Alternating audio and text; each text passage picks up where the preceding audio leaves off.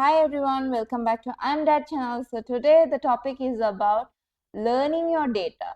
So you have to see what is in your data. For this, you have a few lines of code to import in Python and get the whole report of your data. Let's see how. You can see we have a salaries.csv file, whereas we have the rank, discipline, PhD, service, sex and the salary of people.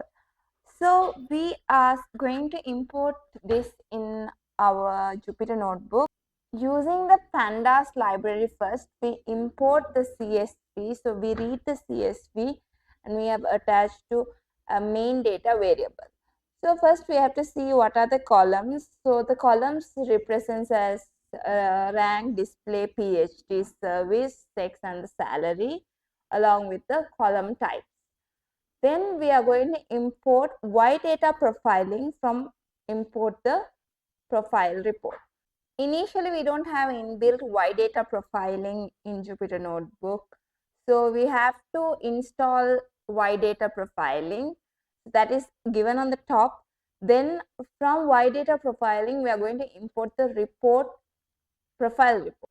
Then we generate the report by using your data frame, that is the main data. Then we display the report by use of to notebook.iframe, and it's going to display within Jupyter, and to file, and we give the HTML to save it as a HTML for the later use.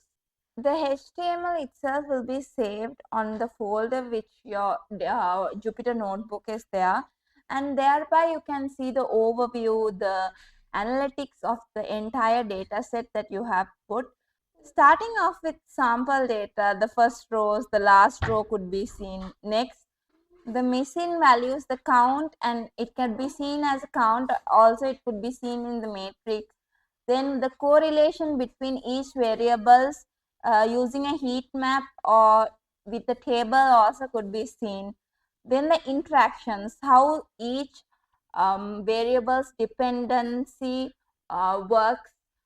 So with in x-axis and y-axis, we can change each categorical variable to view the results in a scatter plot. Moving on to the how each variable differs with the distinct amount of variables, the missing values, or what is the minimum and the maximum could be seen for each variable. Then the overview of the data set. The data set statistics could be seen, where the number of variables, number of observations, how many missing values, number of duplicates. Also, we could see how many categorical and numeral variables are also there.